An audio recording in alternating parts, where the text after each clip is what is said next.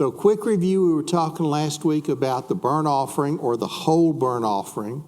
And this is often confused because so many of these offerings, if not all of them, at least a portion is offered by fire. And so the title of this, the translation burnt offering is very correct, but I was looking it up this week and I noticed that the Septuagint, which is the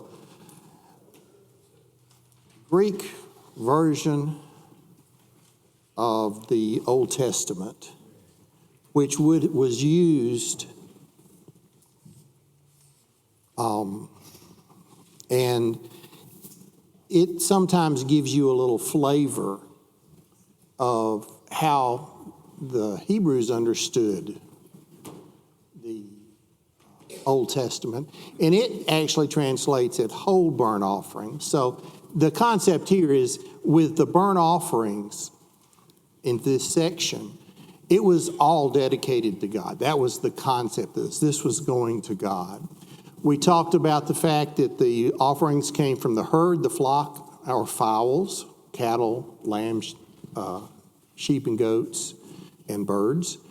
That they were the herd and the flock were supposed to be male. They were supposed to be without blemish.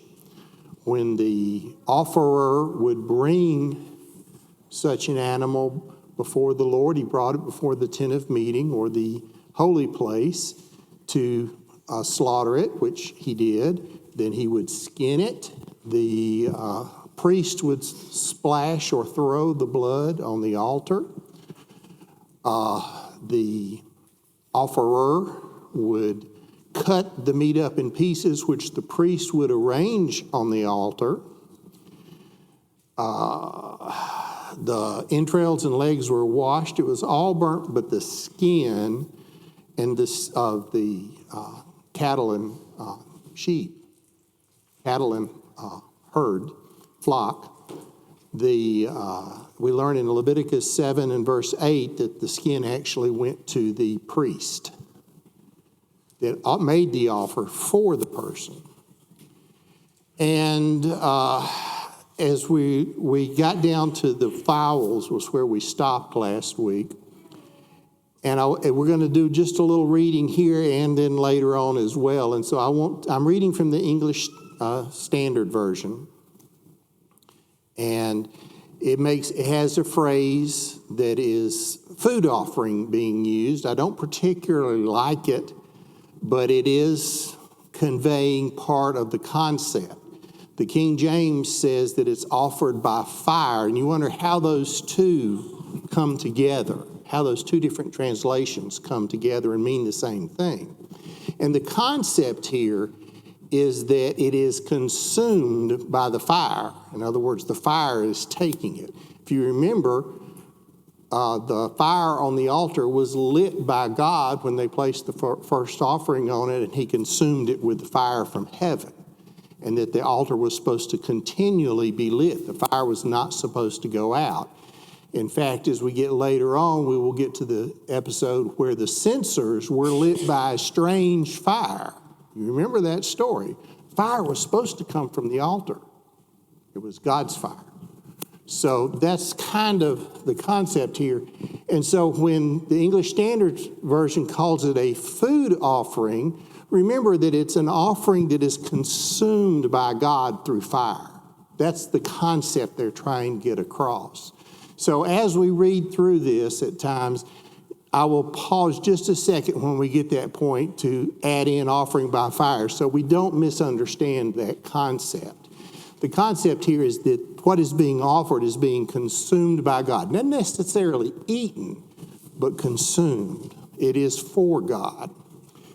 And one of the things that I want you to keep your eye on is how many times we keep running across that it is a pleasing aroma or a sweet savor, depending upon your translation, to God. And remember that it is not necessarily the offering that is such a sweet thing to God. It's the act of the offering. And we read from Amos how that God despised their offerings and rejected their sweet savors because they weren't living like they should be to make those offerings. So we need to keep that in mind. Okay, so we're down to the fowls. Turn over to Leviticus chapter 1, verse 14. We're going to read this last part here. And as we left, I ask you to be thinking about the differences between the birds and the cattle and the flocks. So, Leviticus chapter 1, verse 14. If his offering to the Lord is a burnt offering of birds, then he shall bring his offering of turtle doves or pigeons, and the priest shall bring it to the altar and wring off its head and burn it on the altar. Its blood shall be drained out on the side of the altar.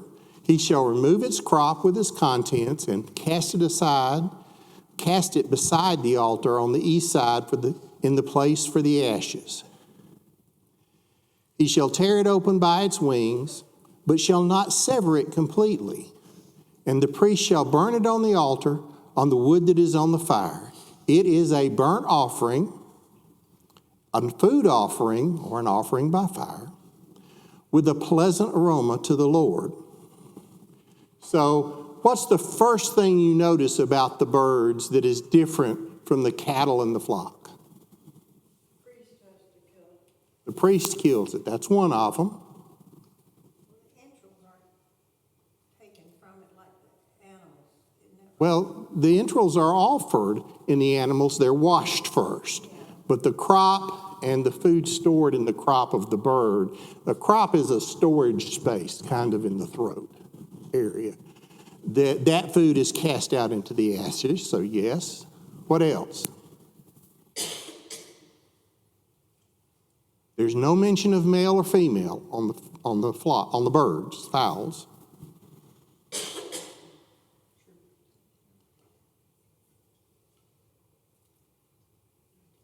It's also not cut into pieces. The breast is cracked open, but it's not severed. What about the blood?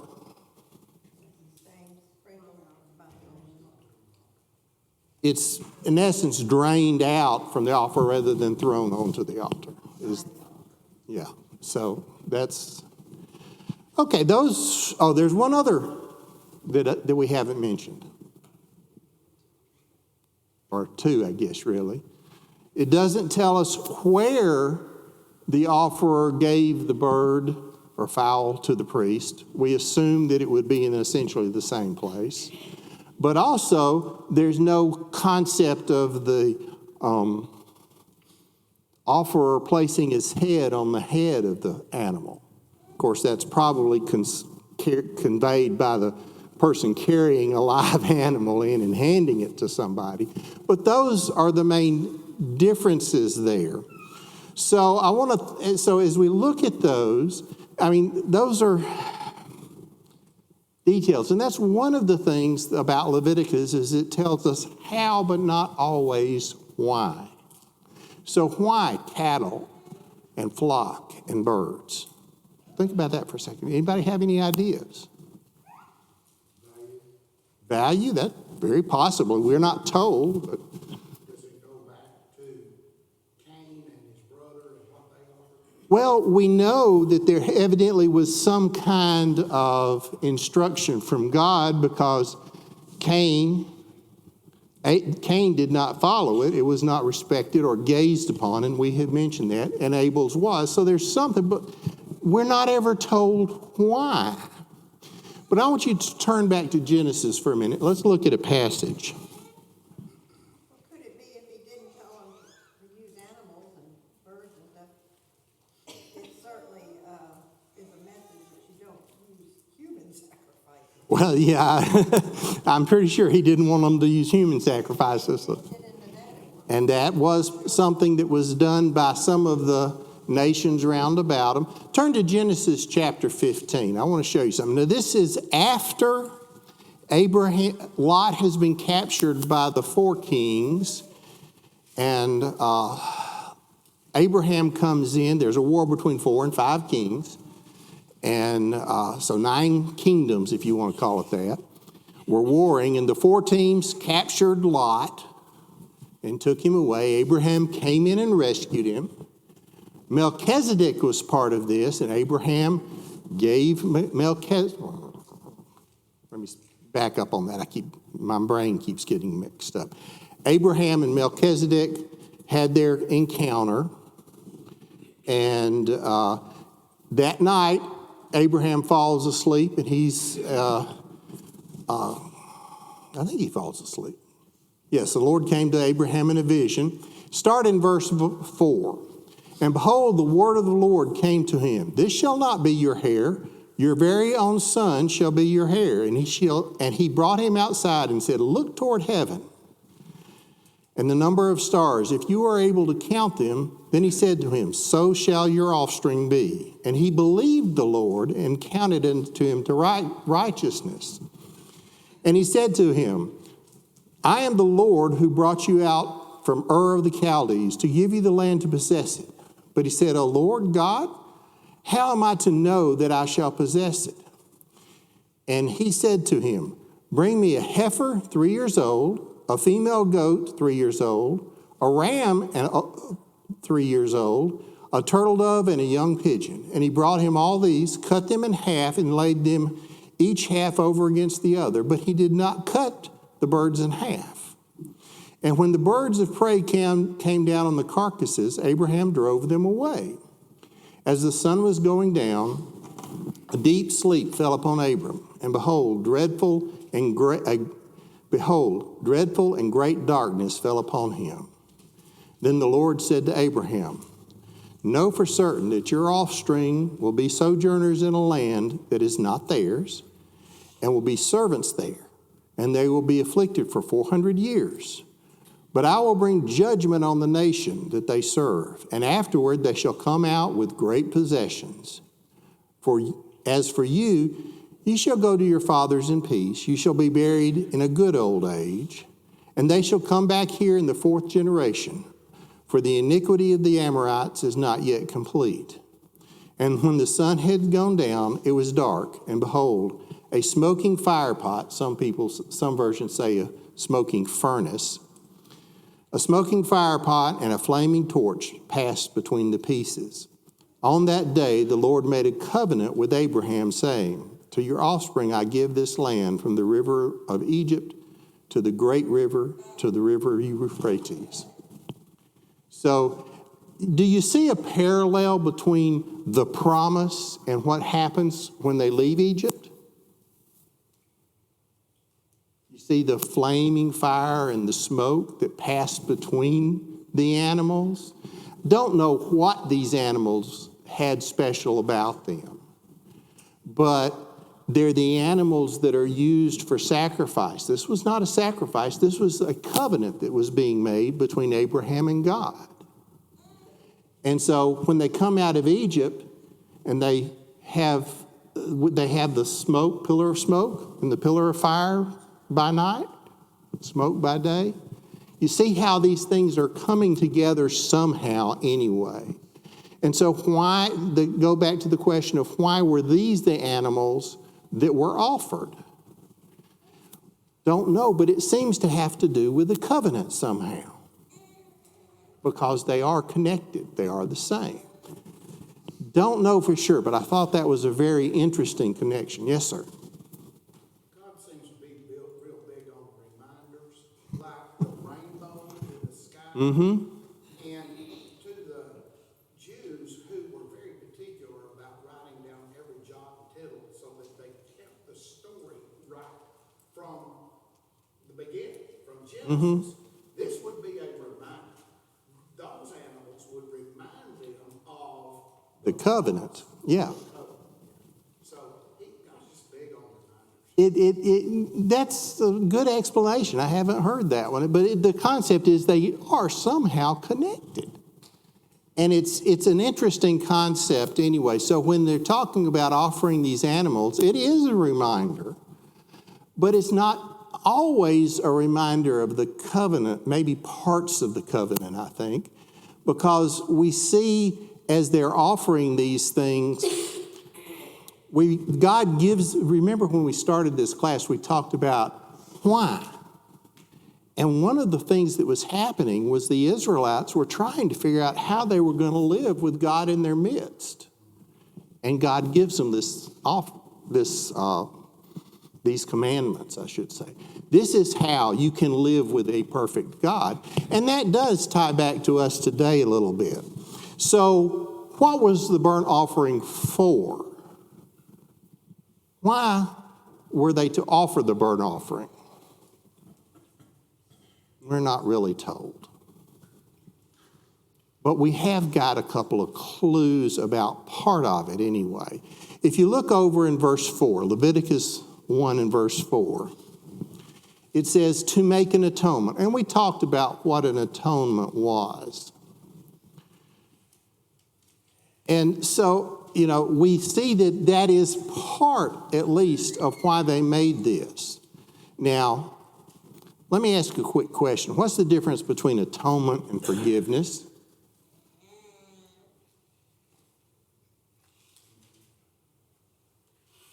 What's the difference between atonement and forgiveness? What I have in my notes is atonement means to cover, cancel, please, cleanse, forgive, be merciful, pacify, pardon. That's what I have for atonement. Okay. The concept of atonement is something that people do in this concept. Forgiveness is what God does. You see, now that's not always the case, because in some things we see that some of these offerings, hopefully we'll get to the peace offering today. The peace offering also had to do with individuals amongst themselves. But the concept is one person is trying to make atonement and the other person is forgiving. Or one party, maybe we should say. Turn over to 2 Samuel for a minute. We want to see an example of this offering. Now, 2 Samuel, David has just numbered the people of Israel. And at the first of this chapter, it says that David's heart struck him after he numbered the people. And he says, I have sinned a great sin. So David has already figured out, okay, I've messed up. And God talks to the prophet Gad and sends Gad to David and gives him 3 options. 3 years, or some say 7 years, but 3 years of famine, 3 months of running from his enemies, or 3 days of pestilence. And God, he said, David, you choose what the punishment will be. And David, I think very wisely, said that God was merciful and he'd leave it up to him. But don't let him fall into the hands of man. I'd rather be in the hands of God, is essentially what he's saying. So that's what's happening here. So start at verse 15. Excuse me. So the Lord sent a pestilence on Israel from the morning until the appointed time, and there died of the people from Dan to Beersheba 70,000 men. And when the angel stretched out his hand toward Jerusalem to destroy it, the Lord relented from the calamity and said to the angel who was working destruction among the people, it is enough, now stay your hand. And the angel of the Lord was standing by the threshing floor of Araunah the Jebusite. And David spoke to the Lord when he saw the angel who was striking the people and said, behold, I have sinned, and I have done wickedly. But these sheep, what have they done? Let your hand be against me and my father's house. And Gad came that day to David and said to him, go raise up an altar to the Lord on the threshing floor of Araunah the Jebusite. So David went at Gad's word as the Lord commanded, and when Araunah looked down, he saw the king and his servants coming toward him. And Araunah went out and paid homage to the king with his face to the ground. And Araunah said, why has my lord the king come to his servant? And David said, to buy the threshing floor from you in order to build an altar to the Lord, that the plague may be averted from the people. And Araunah said to David, let my lord the king take and offer up what seems good to him. Here are the oxen for the burnt offering, and the threshing sledges, and the yokes of the oxen for the wood. All this, O king, Araunah gives unto you.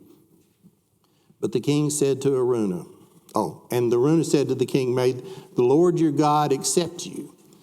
But the king said to Araunah, no, I will buy it from you for a price. I will not offer burnt offerings to the Lord my God that cost me nothing. So David bought the threshing floor and the oxen for 50 shekels of silver. And David built an altar to the Lord and offered burnt offerings and peace offerings. So the Lord responded to the plea for the land, and the plague was averted from Israel. I'm sorry, 24, chapter 24. I thought I had said that. I may have said 15. No. 2 Samuel, chapter 24. Sorry, I wish you'd have spoken up earlier. 2 Samuel, chapter 24. And we started at verse 15 and read through the rest of the chapter. So we're seeing here an example of not only a burnt offering, but the peace offering, which we'll hopefully get to today. So the question comes, okay, why were these the offerings that were given? And we see that David was approaching God. And this is something I mentioned early on, was the Israelites had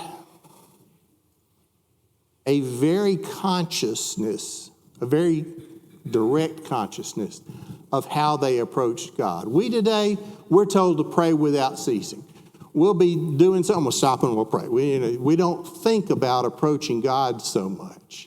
But they approached God. When they were approaching God, they would approach him with a burnt offering. That was the first thing that was part of what they did. I won't say it was always the first. Sometimes it was later on. But that was part of the way they came to God. This was an offering that said, God, you are God.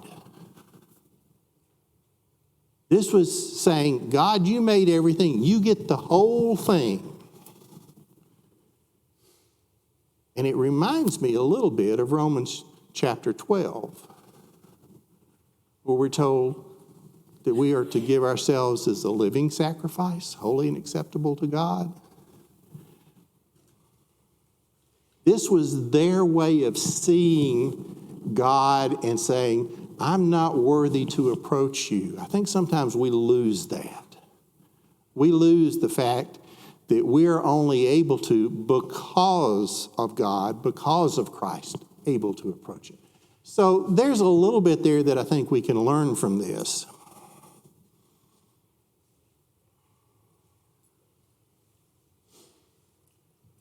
Notice about that as well, and we'll come back to this when we get to the peace offering. Notice that 70,000 people had already died.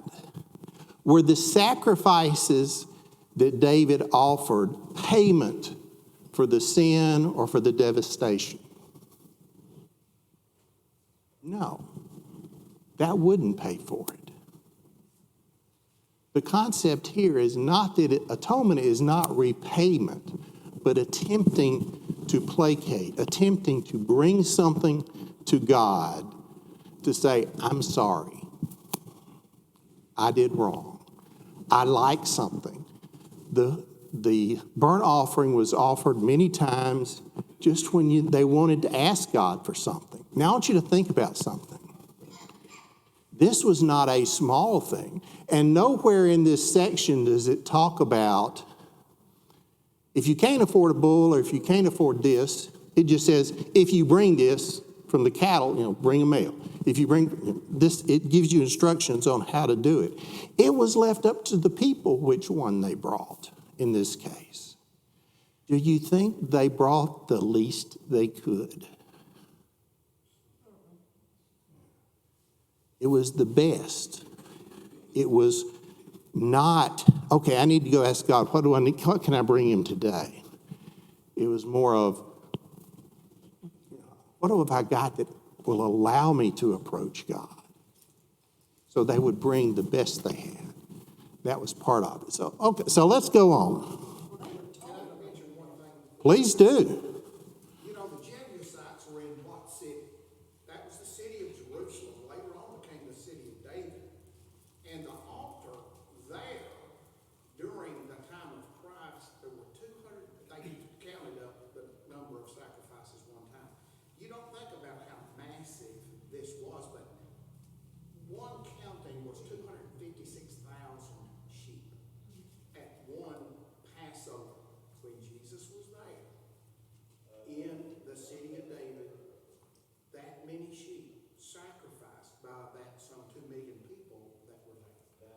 And it comes back to this concept that they had this fire on this altar all the time. It wasn't once a day. It was continually.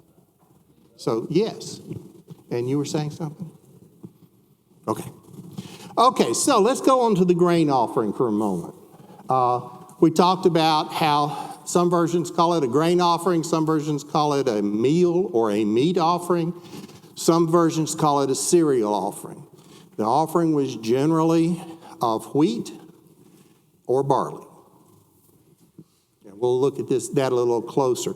Specifically, in Leviticus chapter 2, it talks about fine flour. What is fine flour? I guess just what it says. It was generally considered the best.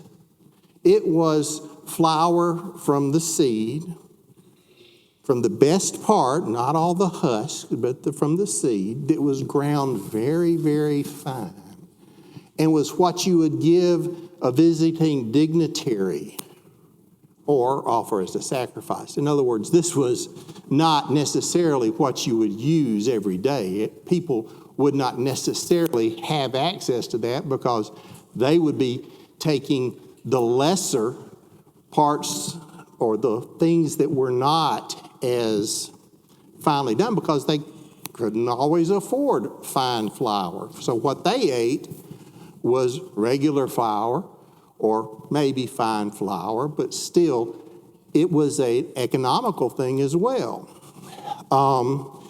It talks about raw, cooked, and amongst the cooks, different versions, once again, use different terms. But some versions say one of the cooked is on a griddle, and others say in a pan. That is generally considered a flat surface, and it's baked. The other one says in a pan, what's the other one? Frying pan. The concept, it has a lid. It's covered. Some versions say covered even. Some just distinguish between griddle and pan. But the concept is it's covered. And we think that is because that had oil in it. It was more like fried, more like a donut than a flat piece of bread. So there's a few different ways of making it. But those are the different concepts.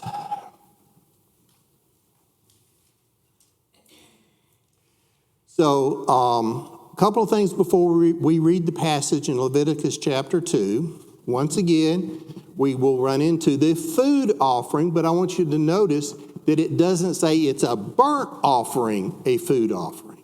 Burnt offering was the previous classification, but they might say it's an offering offered by fire or a food offering.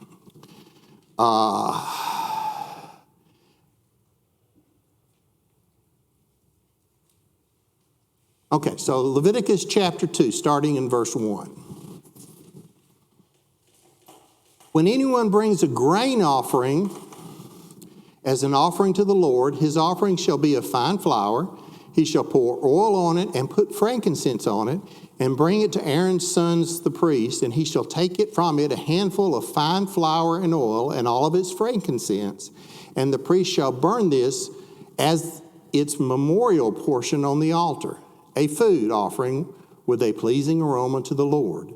But the rest of the grain offering shall be for Aaron and his sons. It is a most holy part of the Lord's food offerings, or offerings by fire. When you bring a grain offering baked in the oven as an offering, it shall be unleavened loaves of fine flour mixed with oil, or unleavened wafers smeared with oil. And if your offering is a grain offering baked on a griddle, it shall be of fine flour, unleavened, mixed with oil. You shall break it in pieces and pour oil on it. It is a grain offering. And if your offering is grain cooked in a pan, it shall be made of fine flour with oil. And you shall bring the grain offering that is made of these things to the Lord. And when it is presented to the priest, he shall bring it to the altar. And the priest shall take from the grain offering its memorial portion and burn this on the altar, a food offering or an offering by fire. with a pleasing aroma to the Lord. But the rest of the grain offering shall be for Aaron and his sons. It is a most holy part of the Lord's food offering. No grain offering that you bring to the Lord shall be made with leaven, for you shall burn no leaven nor any honey as a food offering to the Lord, or as a burnt offering to the Lord, or an offering by fire, excuse me. As an offering of first fruits, you may bring them to the Lord, but they shall not be altered on the altar for a pleasing aroma. You shall season all your grain offerings with salt. You shall not let the salt of the covenant with your God be missing from your grain offering. With all your offerings you shall offer salt. If you offer a grain offering of first fruits to the Lord, you shall offer for the grain offering of your first fruits fresh ears, roasted with fire, crushed new grain. And if you shall pour oil on it and lay frankincense on it, it is a grain offering. And the priest shall burn as its memorial portion some of the crushed grain and some of the oil with all of the frankincense. It is a food offering to the Lord. And then flip over to chapter 6, verse 14 for a minute. And we're going to get the priest section of this. This is the instructions to the priest.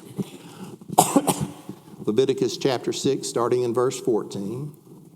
And this is the law of the grain offering. The sons of Aaron shall offer it before the Lord in the front of the altar.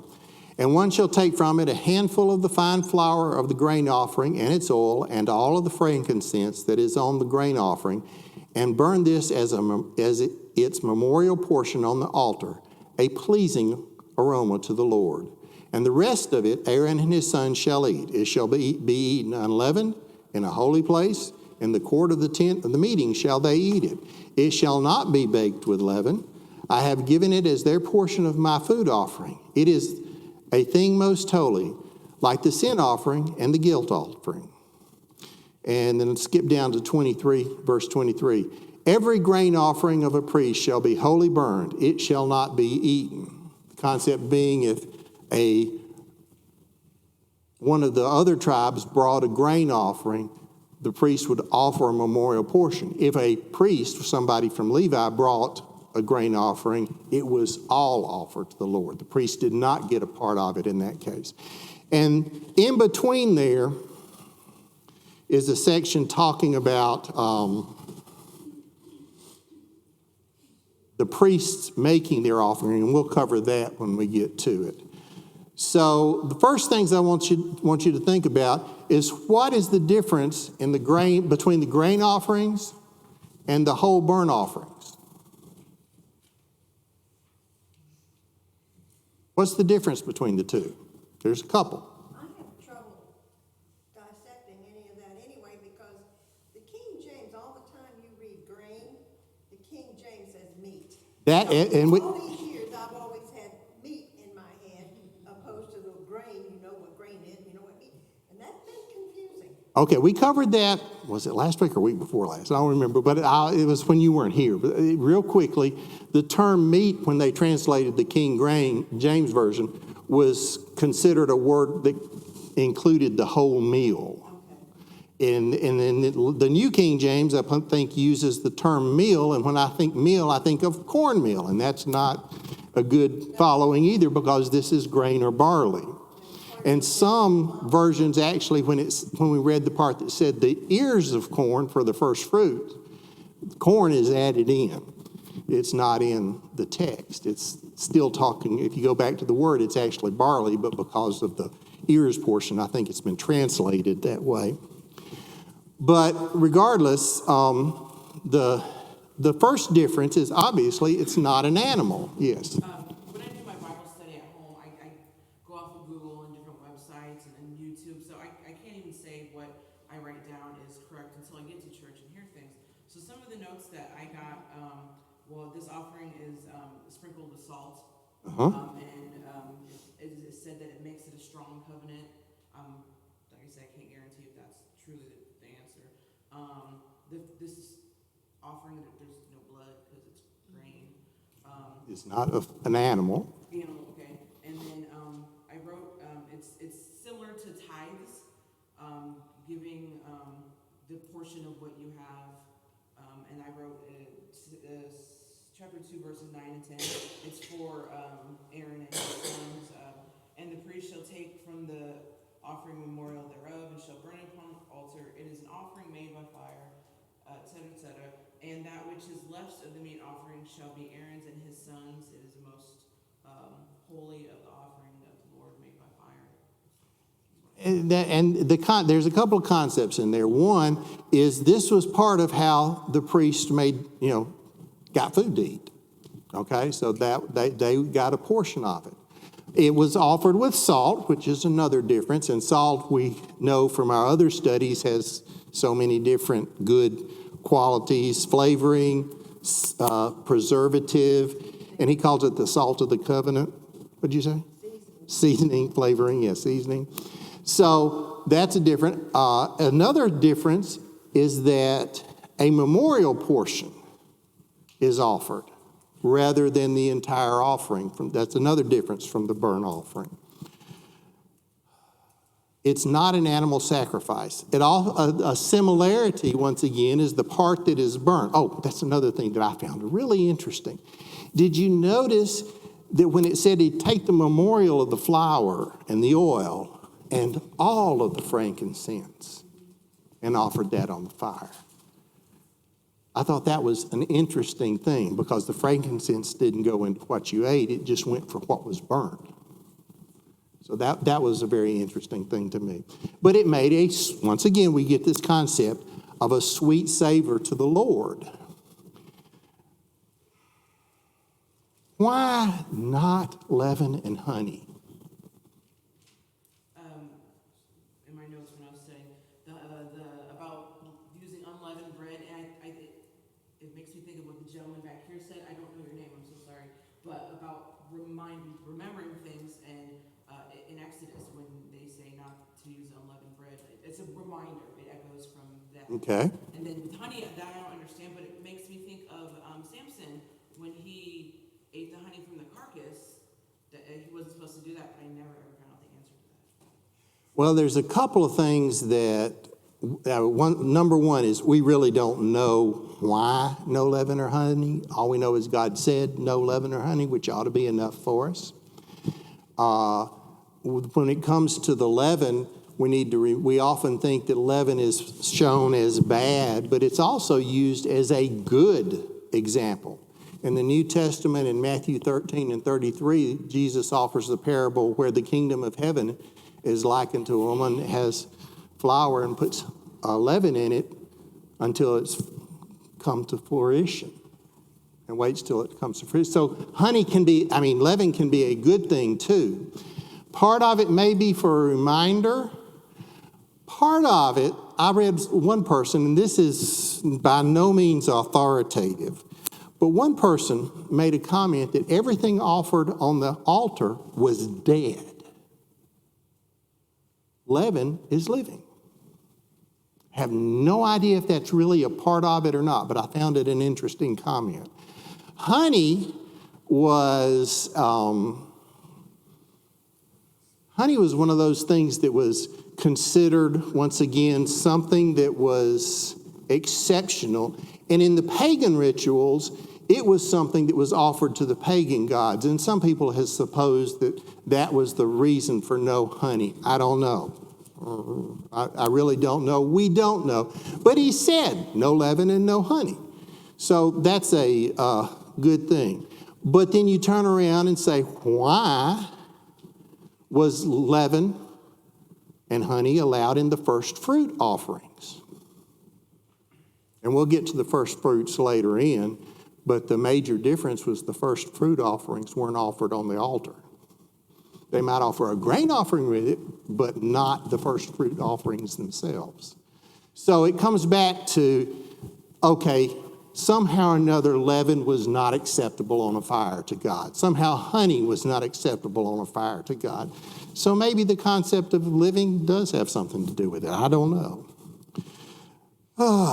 Okay, and as we saw when it talked about the corn in Leviticus chapter 23, 9 through 14, which we're not going to read today, It does, some of the versions do say corn, but if you go back and look into the dictionaries, it's really talking about barley. I have no idea why it was translated corn. So, just as an FYI. We're not going to have time to do all of the peace offering, but I want to get into it as much as we can. The peace offering, and this is the same, when David made his offering, he made a burnt offering and a peace offering to God. Some people are now trying to call this a fellowship offering or a thanksgiving offering. The word in the Bible that is translated peace is a very good translation. The concept is we don't always understand what it means by peace. And that word is a very close relationship to the word shalom. And you've probably heard that word, shalom. It's a greeting, it's a wish or a prayer, something like that, that a lot of Jewish people will use, and it has been spread out others. The meaning of that word, has to do, it means good health, well-being, wholeness, prosperity, salvation, closeness with God. It means life as God intended it to be. So that's kind of peacefulness. And you think I am reminded when I think of this, of the peace that passes understanding. This is a peace offering. Now, as we read, we're going to see 3 reasons for giving this offering.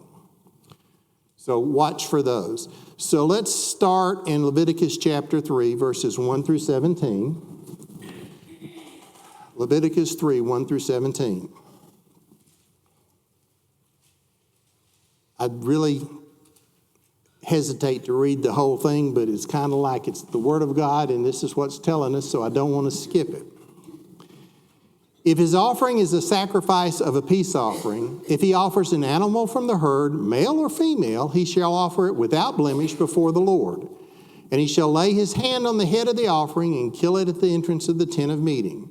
And Aaron's sons, the priests, shall throw the blood against the side of the altar.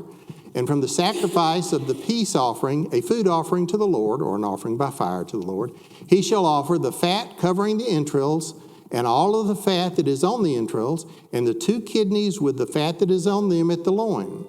And the long lobe of the liver, that shall he remove with the kidneys. And then Aaron's sons shall burn it on the altar on the top of the burnt offering, which is on the wood on the fire. It is a food offering with a pleasing aroma to the Lord. If the offering, if his offering for a sacrifice of peace offering to the Lord is an animal from the flock, male or female, he shall offer it without blemish. If he offers a lamb for his offering, then he shall offer it before the Lord, lay his hand on the head of his offering, and kill it in front of the tent of meeting. And Aaron's sons shall throw the blood against the side of the altar. And then from the sacrifice of the peace offering, he shall offer as a food offering by fire to the Lord, its fat. He shall remove the whole fat tail, cut off close to the backbone, and the fat that covers the entrails, and all of the fat on the entrails, and the 2 kidneys with the fat that is on them at the loins, and the long lobe of the liver that he shall remove with the kidneys, and the priest shall burn it on the altar as a food offering of fire to the Lord. If his offering is a goat, then he shall offer it before the Lord, and lay his hand on its head, and kill it in front of the tent of meeting, and the sons of Aaron shall throw its blood against the sides of the altar. Then he shall offer it from it as his offering for food, an offering to the Lord, the fat covering the entrails, and all the fat that is on the entrails, and the 2 kidneys with the fat that is on them at the loins, and the long lobe of the livers that he shall remove with the kidneys. And the priest shall burn them on the altar as a food offering with a pleasing aroma. All fat is the Lord. It shall be a statute forever to your generation and all your dwelling places, that you eat neither fat nor blood. As I was reading that, it reminded me, I forgot to say one thing on the grain offering that I wanted to mention, and that was many people believe that the grain offering differs from the whole burnt offering in the standpoint of the whole burnt offering was saying, God deserves everything, And the grain offering was, okay, this is the labor of my hands, and God still deserves the best. Just as a aside, that was one of the things that I forgot to mention. So as we read this, you see a difference between the peace offering and the whole burnt offering. One big difference is that only part of the beast is offered on the peace offering. If we go to Leviticus chapter 7, and we're not going to read all of it, verses 15 through, let's just go through 18. And the flesh of the sacrifice of his peace offering for thanksgiving shall be eaten on the day of his offering. He shall not leave any of it until morning, but if the sacrifice of his offering is a vow offering or a free will offering, it shall be eaten on the day he offers his sacrifice, and on the next day what remains of it shall be eaten. But what remains of the flesh of the sacrifice on the third day shall be burned up with fire. If any of the flesh of the sacrifice of his peace offering is eaten on the third day, he who offers it shall not be accepted, neither shall it be credited to him. It is tainted, and he who eats of it shall bear his iniquity. So we see the three reasons in that second reading that were given specifically for the peace offering. Thanksgiving, a vow, or as some people say, just a spontaneous gift because God is so good, a free will offering. So our time is up. We will start there next week and try to catch up again. Thank you for your attention and comments.